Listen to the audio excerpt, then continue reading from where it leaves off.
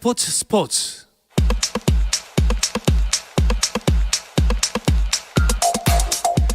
금요일 저녁의 축구 이야기 축구장 가는 길 시작합니다. 중앙일보의 송지훈 기자, 서우정 축구 전문 기자와 함께합니다. 어서 오십시오. 안녕하세요. 안녕하세요. 반갑습니다.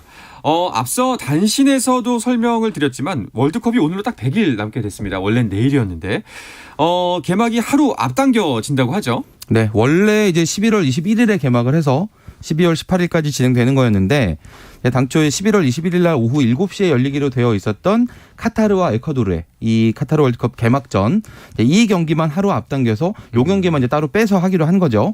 20일 오후 7시 정확하게 하루를 앞당기는 거고요. 네. 외신 보도를 보면은 원래 이 경기가 공식 개막전이기는 하지만 대회 일정상 이제 세 번째 경기로 첫날 세 번째 경기로 잡혀 있었는데 요 경기만 따로 빼면서 이제 요 경기 하루를 하나 치르고 개막식까지 하는 이제 그런 일정으로 이제 바뀐 것 같습니다. 그렇군요. 자, 이제 100일 사실 좀 의미가 있잖아요. 왜 그 100일 딱 남았다 싶었을 때 이쯤이면 이제 두 분께서는 좀 실감이 나시는 편인가요? 보통 월드컵을 치르면은 이 시기에는 이제 대회를 마치고 나서 우리 대표팀의 성과에 따라 가지고 찬사의 기사를 쓰거나 아니면은 한국 축구의 어떤 위기에 대한 기사를 쓰거나 이런 뒷정리를 하고 있을 그쵸, 시기인데 원래는 한 6월 말쯤 열리니까요. 지금 이제 100일 특집 아이템들을 내면서 이제 기사를 준비를 해서 보냈었거든요. 좀 기분이 묘합니다. 그렇죠. 좀 남다르지 않을까 싶습니다. 자, 축구 기자분들 같은 경우에는 이제 뭐 유럽 리그도 개막을 했고 또 이제 뭐 다른 나라, 우리나라 특히 같은 조에 있는 포르투갈, 뭐 우루과이, 가나 뭐 이런 선수들도 좀 더 주목해서 보게 될 것 같아요. 아마 지금 많은 축구 기자들이 비슷한 상황일 텐데 저는 요즘 아침에 눈을 뜨면 제일 먼저 하는 일이 이 월드컵에서 우리나라와 만날 나라들 혹시나 뭐 변동이 있는지 이거부터 외신부터 살피거든요. 네. 뭐 포르투갈, 우루과이, 가나 이런 나라들 대표팀에 변화 생겼는지 뭐 핵심 선수들 어떤 활약했는지 이거부터 먼저 따지게 되는데 사실은 그 조편성 처음에 됐을 때는 뭐 예를 들면 이제 호날두 이렇게 좀 유명하게 많이 알려진 선수들 위주로 많이 검색을 했다고 하면 최근에는 뭐 다르윈 누네스 같은 선수 네. 또 브루노 페르난데스 이런 그 우리와 상대 나라의 실질적인 에이스 역할을 하고 있는 이런 선수들 경기력에 좀 더 눈길이 가는 것 같습니다. 그렇죠. 또 이제 우리나라 국가대표팀도 주력 선수들이 유럽파 선수들이 많다 보니까 또 이제 리그를 한창 치르기 때문에 아무래도 부상 없이 좀 월드컵을 맞이했으면 한다 하는 이런 바람이 좀 커질 것 같아요. 네, 지난 주말을 기점으로 유럽의 많은 리그들이 개막을 했고 네. 또 개막일부터 손흥민 선수, 황희찬 선수 좋은 활약을 해줬고요. 황의조 선수 같은 경우에는 이제 프리미어리그 이적설이 굉장히 좀 많이 대두가 되고 있습니다. 네. 플럼이라든가 노팅엄 포레스트 얘기가 많이 나오고 있고요.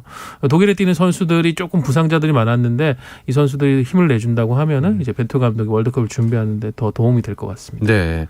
이번에는 이제 같이 함께 가는 엔트리도 늘어나기 때문에 좀 K리거들에게도 더 많은 기회가 주어지지 않을까 이런 생각이 들기도 합니다. 그러니까 예전에는 월드컵 직전에 이제 해외 전지훈련을 가서 엔트리는 23명이지만 보통 한 26명, 7명 정도 데리고 갔다가 마지막에 한 서너 명 이제 탈락시키고 네. 23명 정하는 이런 방식으로 갔었는데 이제는 최종 엔트리 자체가 26명이거든요. 네. 그리고 이제 해외 전지훈련 일정도 없이 바로 카타르로 들어가는 일정이고 그래서 국내 K리그가 끝나면 이제 K리그에 소집된 선수들 그 K리그 대상자들로 아마 대표팀이 먼저 꾸려지고 거기서 K리그 선수들을 어느 정도 추려낸 상태로 이제 최종 엔트리가 이제 결정이 될 것 같은데 뭐 벤투 감독 입장에서는 이미 뭐 주전 11명 그리고 여기에다 교체까지 더해서 한 17명, 18명도는 이미 정해둔 것 같고요. 네. 그래서 이제 그 나머지 한 18번부터 26번까지 정도의 선수들은 뭐 주전급 안에 부상이 나온다든지 이런 변수에 따라서 여러 가지로 바뀔 수가 있기 때문에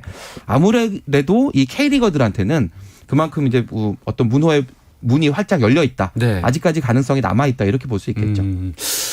뭐 아직 결정은 안 됐습니다만 혹시나 이제 두 분께서 예측하시기에 이번에 엔트리가 늘어나면서 최대 수혜자가 될 것 같은 선수 혹시 예측이 될 만한 선수가 있을까요? 저는 지금 삼선 쪽 미드필더 정우영 선수가 확실한 주전을 하고 있지만은 그 외 포지션에서 확실한 백업 선수가 없다라는 장점이 있었는데 지금 막바지에 중국에서 뛰고 있는 손준호 선수라든가 최근 K리그로 돌아온 주세종 선수 한동안 대표팀에 멀어졌던 이 좀 베테랑급에 해당하는 미드필더들이 좀 수혜를 받지 않을까 네, 이런 생각이 듭니다. 일리가 있어 보입니다. 혹시 있어요? 송 기자는? 매우 아주 타당한 그런 네. 분석이고요. 그러니까 지금 우리 대표팀에서 바로 누구 한 명을 이제 전력 보강을 해야 된다고 한다면 지금 서우정 기자 얘기했듯이 중앙 수비형 미드필더거든요. 결국 그 자리에 있는 선수들 뭐 주세종이나 손준호 선수 당연히 가능성이 상당히 높고 뭐 예를 들면 김진규 이런 선수들도 네. 예전 같으면은 주전 경쟁에서 좀 어려울 수 있었던 선수들인데 26명이 되면서 일단 월드컵 본선에 들어가서 뭔가 경험할 그런 기회를 잡을 가능성이 높지 않을까. 네, 수비형 미드필더 쪽에서 아무래도 좀 많은 선수들이 좀 더 혜택을 볼 것 같습니다. 알겠습니다. 자, 그런데 그 9월에 있을 우리나라의 A매치 상대가 아직까지도 미정인 것 같더라고요. 네, 뭐 경쟁국이 이제 포르투갈이나 우루과이 같은 경우에는 일찌감치 이제 9월 A매치 일정이 확정이 됐습니다. 포르투갈은 유럽 네이션스 리그를 해야 되고 우루과이 같은 경우에는 중립 지역에서 가상의 어떤 뭐 한국을 생각한 이란을 상대로 하고 또 캐나다를 상대로 합니다. 반면 아직 우리 대한축구협회는 9월에 우리 대표팀의 A매치 일정을 국내에서 할지 해외에서 할지 그리고 어느 팀을 상대로 할지 아직은 발표를 하지 못하고 있거든요. 현재 상황에서는 이제 국내에서 개최될 가능성이 훨씬 좀 높아 보이고요. 코스타리카 같은 경우에는 현지 언론에서 한국과 9월에 A매치를 하는 것이 유력하다라는 보도가 이미 나왔기 때문에 코스타리카가 많이 언급되고 있고 추가로 한 팀은 가나를 좀 가상으로 한 아프리카 팀을 뽑지 않을까 싶습니다. 지금 현재 언급되는 팀은 세네갈, 카메룬, 티니지 등입니다.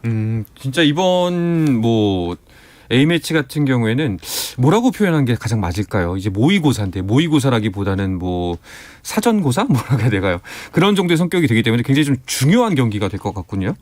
그리고 또 11월경에 만약에 한 경기 정도를 더 잡는다면 국내파 위주가 될 수도 있지 않을까요? 일정상 아마 그렇게 될 수밖에 없을 것 같아요. 지금 대표팀 공격의 주축을 이루고 있는 우리 해외파 선수들 같은 경우는 월드컵 개막 일주일 전까지 리그 일정을 소화를 해야 됩니다. 네. 그리고 이제 그 뒤에나 이제 대표팀에 합류를 할 수 있기 때문에 11월에 A매치 평가전이 잡히더라도 참여하기는 좀 매우 어렵고요. 대신에 이제 K리그는 10월 중순 정도 되면 모든 일정이 끝나니까 아마도 대표팀 소집은 국내파 위주로 먼저 이루어지고 만약에 국내에서 한 경기 정도 한다 그러면 이제 국내파 선수들이 중심으로 된 A매치 평가전이 될 것 같고요. 네. 만약에 우리가 11월 A매치 평가전 잡힌다 그러면 뭐 출정식을 그때 하게 되는 거겠죠. 네. 이게 뭐 비단 우리나라뿐만 아니라 전 세계 모든 이번 월드컵 참가 국가들이 다 똑같은 경우긴 한데 예전과는 다른 형식으로 진행이 되다 보니까 좀 많은 혼선이 있을 것 같기도 하고 그리고 이런 변수가 전 좀 개인적으로 궁금한 게 두 분이 생각하시기에 우리에게 약으로 작용할까요? 독으로 작용할까요? 준비해야 되는 이제 방식이 완전히 달라진 거죠. 이전 월드컵 같은 경우에는 우리의 고민이 뭐였냐면은 유럽에서 뛰고 있는 주축 선수들. 근데 뭐 비중은 대표팀에서 절대적인 이제 숫자적인 비중은 크진 않지만은 전력상으로 중요한 역할을 하는 선수들이 시즌을 마치면서 체력적으로 많이 소진됐기 때문에 이 선수들의 체력 회복이나 컨디션 관리를 어떻게 해줄 것인가가 관건이었다면 네. 이번에는 완전히 바뀐 게 유럽 선수들은 이제 시즌 시작하고 한 3개월여 뒤에 이제 참가를 하게 되고 반면에 국내에서 뛰는 선수들이 이 시기에 완전 시즌을 끝나다 보니까 과거의 유럽 선수들처럼 체력 소진이 심합니다. 이 부분이 조금은 벤투 감독이 생각해야 되는 준비 방식이 좀 달라질 수 있겠습니다. 어렵군요. 알겠습니다. 이게 좀 이렇게 따져본다면 사실 우리의 주축인 해외파 선수들의 경우에는 당연히 몸 컨디션이 좀 올라와 있을 때 이 월드컵을 나가기 때문에 좋을 수 있는데 그러니까 우리의 전력이 베스트 멤버라고 부를 수 있는 선수들에 비해서 이제 이진급 이 어떤 약간 좀 격차가 있다고 본다면 지금 그 이진급에서 잘 받쳐줘야 되는 K리거들이 체력이 많이 떨어져 있을 때 이제 월드컵에 나가는 거잖아요. 네네. 그렇기 때문에 주축 선수들이 만약에 공백이 생겼을 경우에는 우리에게 오히려 더 불리하게 작용할 수 있을 것 같다. 라는 그런 우려는 생깁니다. 알겠습니다. 말씀하신 것처럼 뭐 K리거들 같은 경우에는 뭐 월드컵도 이제 곧 준비를 해야 하고 또 이제 리그 경기도 계속 해야 되기 때문에 또 요새 또 날씨도 굉장히 굳잖아요. 많이 힘들겠다는 생각이 드네요. 좀 관리가 필요할 것 같습니다. 네, 온도도 높은 것도 높은 건데 습도가 거의 지금 90% 육박하는 상황에서 경기들을 많이 하다 보니까 7시, 8시 경기를 해도 선수들이 상당히 지친다고 얘기를 하더라고요. 거의 뭐 2시간 정도 경기를 하고 나오면은 체중이 2, 3kg씩 빠져 있다고 하는데 그래서 조금 더 아까 얘기 드렸던 대표팀의 어떤 절대적인 비중을 좀 차지할 수 있는 K리거들의 체력 관리, 컨디션 관리가 중요할 것 같고요. 올해 같은 경우에는 또 일정이 이렇게 빡빡하게 밀리다 보니까 7월, 8월에 경기 일정을 좀 많이 가져갈 수밖에 없습니다. 특히 다음 주부터는 AFC 챔피언스리그 조별리그가 토너먼트 일정이 일본에서 열리는데 여기에 또 전북현대나 대구FC는 또 갔다 와야 되거든요. 네. 그래서 좀 체력 관리 상당히 중요할 것 같습니다. 그렇습니다. 자, 힘든 상황에서도 경기를 펼치고 있는 K리그 1 어떤 경쟁들을 이어가고 있는지 팀 현재 순위를 좀 짚어보고 이야기를 해볼까요? 네, 승점 52점의 선두 울산 그리고 49점의 2위 전북이 지금 양강 체제에 네. 좁혀가는 분위기고요. 지금 승점 43점의 3위 포항 같은 경우는 다음 경기에서 이제 전북과 격차를 3점으로 좁히면서 3강 구도를 이제 유지할지 아니면 경쟁이 치열한 중상위권으로 내려앉을지 여부를 좀 결정해야 되는 그런 중요한 이제 고비에 와 있습니다. 4위 인천과 5위 제주가 지금 나란히 37점. 이 두 팀들은 아시아 챔피언스리그 출전권이 걸려 있는 3위에 도전하고 있는 그런 상황이고요. 6위 수원FC와 7위 강원FC가 나란히 33점. 이 팀들은 이제 상위 스플릿 6위권에 걸쳐 있는 그런 팀들이죠. 그리고 8위 서울이 승점 30, 9위 대구가 27점, 그리고 10위 김천이 26점인데 일단 이 팀들은 강등권과의 간격을 최대한 벌리는 게 목표가 되겠고요. 승점 24점의 11위 수원 삼성, 그리고 18점의 최하위 성남. 이 두 팀은 지금 다른 거 생각할 게 없어요. 그렇죠. 무조건 예. 승점을 최대한 많이 모아서 강등권 탈출하는 게 가장 중요한 목표가 될 것 같습니다. 자, 선두권부터 차근차근 이야기를 해보면요. 드디어 이제 승점 3점 차로 좁혀들었습니다. 물론 이제 전북이 한 경기 더 치른 상황이긴 합니다만 그래도 굉장히 많이 좁혀졌어요. 네, 일단 지난 주말에 있었던 현대가 더비 전주 월드컵 경기장에서 전북과 울산이 맞붙었었거든요. 여기서 1대1 무승부를 기록했는데 후반에 전북이 전술적으로 울산을 밀어붙였다라는 평이 상당히 많았습니다. 그렇게 되면서 전북의 경기력이 조금은 상승세가 됐고요. 전북 같은 경우에는 홍정호, 백승호 선수가 부상으로 인해서 지금 장기간 결장을 하고 있는 상황에서 팀의 에이스 역할을 하던 모두바로 선수는 이제 모친상으로 인해 가지고 주중에 열렸던 수원FC와의 원정 경기에 나서지 못했는데 여기서 송민규 선수가 네. 제로톱으로 나서서 해결사 역할을 해주면서 오. 1대0 승리를 거둬서 지금 승점 차를 3점 차까지 좁혔습니다. 그렇다면 진짜 송민규 선수를 스트라이커로 깜짝 출전시켰던 김상식 감독의 판단이 적확했던 거네요. 송민규 선수가 예. 사실 수원FC와의 올 시즌 개막전에서도 결승골을 넣으면서 1대0으로 전북의 승리를 이끌었던 적이 있는데 네. 지금 이번 리턴 매치에서도 똑같이 송민규 선수의 골로 1대0으로 전북이 이겼거든요. 그 사실은 송민규 선수가 올 시즌에 그렇게 뭐 기대했던 것만큼의 활약을 보여주지 못해서 김상식 감독의 고민이 좀 컸던 게 사실인데 앞에서도 서호정 기자가 얘기했지만 모두바로 선수가 모친상으로 자리를 비우면서 팀의 공격적인 고민이 많이 커졌던 이 순간에 그러니까요. 일종의 제루톱 역할을 잘 해주면서 득점까지 했고요. 아주 의미 있는 승점 3점을 그렇죠. 전북에 선물을 했습니다. 송민규 선수 그 경기 끝나고 나서 기자회견 때 이런 얘기 하더라고요. 내가 최전방에 선다는 걸 명단 보고 알았다. 그러니까 본인도 이걸 미리 이제 언지를 못 받았다라는 그런 얘기가 될 텐데 네. 그 골 하나로 정말 제대로 역할을 해줬습니다. 그렇군요. 확실히 딱 말씀하셨던 것처럼 그냥 승점 3점이 아니라 좀 특별한 의미를 갖는 3점인 것 같은데 이런 분위기면은 울산은 좀 불안한 쫓기는 마음이 들겠어요. 일단 격차가 점점 이제 전북의 추격을 허용하고 있는 네. 상황입니다. 한때 이제 5월까지만 해도 11점 차까지 벌어졌었는데 지금 6월에는 8점, 7월에는 5점 그리고 8월 들어와서는 한 경기를 물론 전북보다 덜 치렀지만은 3점까지 좁혀진 상황이거든요. 거기다가 또 조금 신경이 쓰이는 게 전북의 경기력이 살아나고 있다는 점. 네, 전북이 항상 보면은 후반기에 상당히 강한 팀이거든요.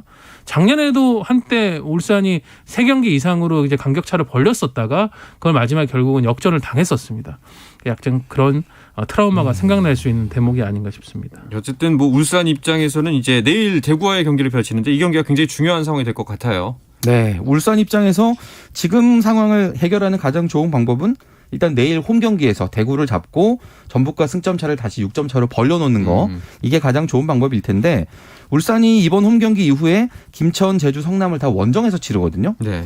울산보다 물론 당연히 다 뭐 울산이 1위니까 순위가 낮은 팀들이긴 하지만 원정의 불리함이라는 것도 있으니까 그렇죠. 일단 대구를 잡고 전북과 6점 차를 간격을 만들어 놓는 게 가장 중요할 것 같습니다. 그렇습니다.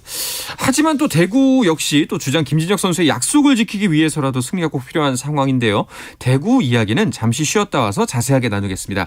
한상원의 스포츠와 함께하고 계신 지금 시각은 8시 49분입니다.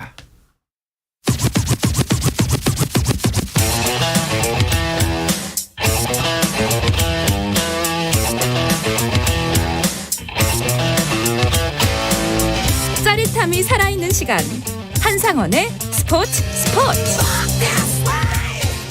자, 금요일 저녁에 축구 이야기 축구장 가는 길 듣고 계시고요. 서우정 축구 전문 기자 중앙일보의 송지훈 기자와 함께하고 있습니다.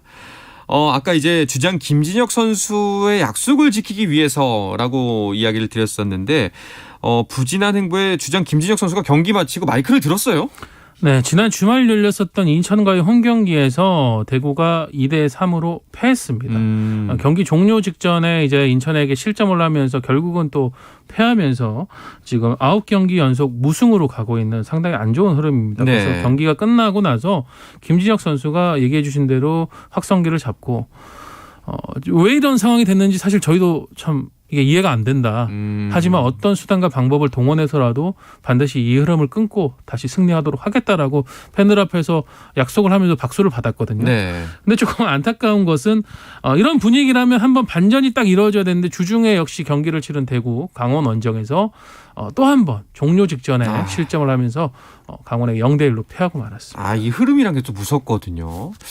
참 어떤 마음으로 저는 이제 그 기사를 보면서 어떤 마음으로서 마이크를 잡고 섰을까 참 복잡한 생각이 들기도 했는데 근데 원래 따져보면은 대구가 하위권에 머물던 팀이 아니잖아요. 대구가 아무래도 좀 시민 구단이고요. 네. 기업형 구단에 비해서는 선수층이 얇은 게 좀 약점으로 이제 지적이 되는데 일단은 베스트 멤버는 상당히 괜찮은 거에 비해서 이 선수들의 뭔가 결혼이 발생했을 때 그 백업 멤버가 약하다라는 약점이 있는데 이번 시즌 일정이 정말 유난히 빡빡한 그런 상황이기도 한데다가 여기서 또 그 대구가 지금 아시아 챔피언스리그 일정까지 소화를 하기 때문에 전체적으로 체력적인 어떤 문제점을 해결하지 못하는 게 아닌가. 앞에서 지금 서호정 기자가 최근 2경기 상황을 이제 이야기를 해주셨는데 경기 끝나기 직전에 실점을 하는 이런 상황들은 이거는 집중력이 떨어지는 거고요. 그렇죠. 결국은 그것은 체력적인 문제에서 올 가능성이 높거든요. 네. 그런 점에서 본다면은 그 부분에 대한 어떻게 이걸 해소할 수 있을까에 대한 고민이 깊을 수밖에 없고 그 와중에 지금 또 공격 구심점 세징야 선수가 올해 잔부상이 많아요. 다쳤다가 회복했다 다쳤다 회복했다 이렇게 하는데 세징야를 중심으로 대구는 공격이 제대로 톱니바퀴처럼 맞물려서 돌아가는 그런 팀인데 세징야 선수의 날카로움이 살짝 떨어지다 보니까 공격이 잘 안 풀리는 그런 부분도 있습니다. 그렇군요. 일단은 이 패배의식, 이 흐름을 끊어내는 게 가장 중요할 텐데 하필이면 또 상대가 울산이에요. 네, 선두 울산을 그것도 원정에서 상대를 해야 되고요. 예. 대구 입장에서 조금 더 앞이 캄캄한 게 주전 3명이 누적 경고 문제로 이번 울산전에 빠집니다. 이진용, 케이타, 황재원 이 3명의 선수 없이 또 가야 되고 세징야 선수의 출전도 지금은 확실치가 않은 상황. 이런 상황에서 과연 울산을 상대로 반전을 거둘 수 있을 것인가?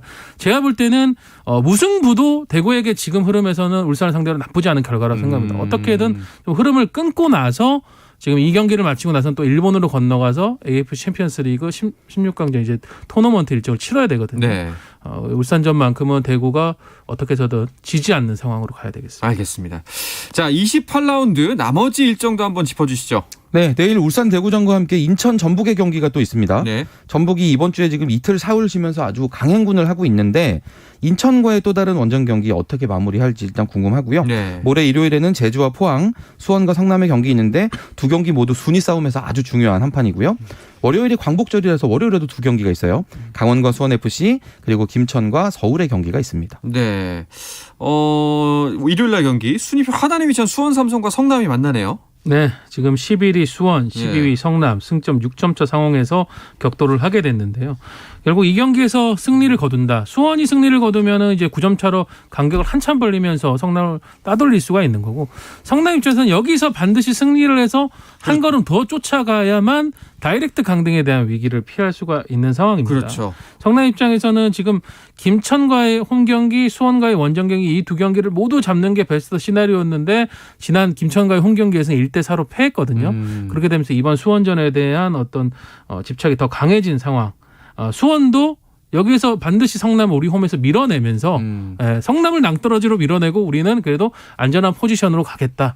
이런 각오입니다. 그야말로 물러설 수 없는 정 필사적인 대결이 될 것 같고요. 그리고 또 한 번 주목해 볼 부분이 상위 그룹 마지노선 6위 경쟁입니다. 강원과 수원FC 이 대결도 한번 좀 지켜볼 만할 텐데요. 최근에 K리그 1에서 최근 분위기로 봤을 때는 가장 분위기 좋은 팀이 아마 강원이 아닐까 싶은데 최근 10경기 6승 4패 승점 18점을 추가했어요. 강등권까지 내려가 있었는데 지금 7위까지 올라왔거든요. 강원이 지금 최근에 좌대원 우현준 요 콤비가 살아나면서 공격을 이끌고 있는데 여기에 이정엽 선수 복귀하고 또 새로 영입한 발샤 갈레고 이런 외국인 선수들도 괜찮아요. 빨리 팀에 적응을 해주고 있기 때문에 공격적으로 특히나 아주 무서운 팀이 됐습니다. 수원 같은 경우에도 이 6위 수성을 하기 위해서는 무조건 이겨야 되는 경기잖아요. 네, 지금 승점은 강원하고 동일합니다. 근데 이제 다득점에서 수원FC가 워낙 많다 보니까 6위를 지키고는 있는데 지난 전북전이 조금은 뼈아팠었죠. 홈에서 수원FC가 기본으로 보면은 3골, 4골 이렇게 넣는 팀인데 전북의 단단한 수비, 오프사이드 함정 이걸 뚫지 못하면서 무실점에 그치고 말았습니다. 그래도 수원FC가 좀 힘이 받는 거는 최근에 김현 선수가 득점 행진을 계속 해오고 있었었고 네. 그리고 라스 이승우 선수가 역시 무서운 받쳐줄 수 있는 아주 중요한 그런 공격 자원들이기 때문에 네. 아마 이 맞대결에서는 창 대 창의 대결이 펼치지 않을까 싶습니다. 그렇군요. 뭐 선두권 다툼도 재밌습니다. 이 6, 7, 8위 순위 다툼도 굉장히 재밌거든요. 서울도 아직까지 6위 가능성 충분히 있잖아요. 네, 서울도 뭐 한때 강등권까지 내려갔다가 네. 지금 승점 30점 8위까지 올라왔는데 지금 나란히 33점인 수원FC나 강원FC보다 한 경기를 덜 했어요. 그렇기 때문에 김천전에서 승점 3점 추가하면 뭐 본격적으로 상위 스플릿까지도 도전해 볼 수 있는 이제 그런 분위기를 잡을 수 있거든요. 네. 최근에 좀 팀 분위기를 바꿔보겠다라는 차원에서 기성용 선수 대신에 나상호 선수로 시즌 도중에 주장을 바꾸는 게 쉽지 않은데 지금 그런 결단을 내렸단 말이죠. 네. 김천전에서 과연 이런 변화의 효과를 어떻게 볼 수 있을까? 네. 상당히 궁금합니다. 김천 같은 경우에는 주축된 조규성 선수가 빠지는데 이게 제대군요. 네, 네. 사실 저녁 일차는 네. 이제 9월 6일입니다. 근데 왜 벌써부터 조규성 선수가 빠지느냐? 코로나로 인해서 많은 이제 국군 장병들이 휴가를 나가질 못하지 않았습니까? 네. 그래서 이제 마지막에 몰아서 나가다 보니까 지금 거의 한 달여간의 공백이 발생을 했고 조규성 선수는 휴가를 보내다가 이제 저녁일에 맞춰서 복귀를 해서 신고를 하고 나오게 되는데 네. 그렇게 되면은 지금 김천이 조규성 선수뿐만이 아니라 9월 6, 7일에 제대하는 14명의 선수 없이 이 경기를 치러야 됩니다. 전력 누수가 큰데 김태환 감독이 어떤 해법으로 서울을 이겨낼지 그리고 생존 싸움을 해낼지 지켜봐야 되겠습니다. 알겠습니다. 뭐 예정된 이별이었으니까요. 예, 뭐 어떻게 잡을 수가 없잖아요. 뭐 조규성 선수 입장에서는 아주 행복한 말년휴가 보내고 있기 그렇죠. 때문에 예. 그리고 또 이미 또 소속팀에 가서 훈련하고 있더라고요. 뭐 그러니까 또 복귀한 이후에 아주 좋은 모습 보여주는 게 또 중요하겠죠. 알겠습니다. 마지막으로 K리그2에서는 어떤 경기들을 주목해보면 좋을지 간단하게 살펴주시죠. 네, 광주 FC가 최근에 독주 체제를 완전히 형성을 하고 있습니다. 지난 주말에도 또 충남 아산을 꺾으면서 최근 3연승.